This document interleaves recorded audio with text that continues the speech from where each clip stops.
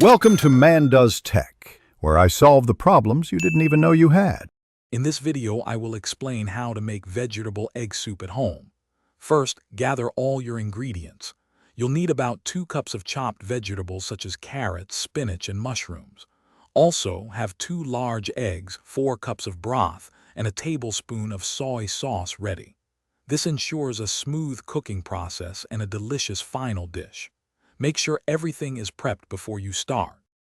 Next, let's cook the vegetables and broth. Heat 1 tablespoon of cooking oil in a pot over medium heat. Add your chopped vegetables and sauté them for about 3 minutes until slightly softened. Then, pour in the 4 cups of broth, bring it to a boil, and reduce the heat. Let it simmer for 5 to 7 minutes, allowing the flavors to meld beautifully. Now for the signature egg ribbons. In a separate bowl, whisk 2 large eggs until they are well combined.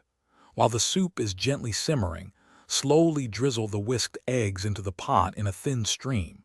Stir the soup gently in one direction as you pour, which helps create those beautiful, delicate egg strands throughout your soup.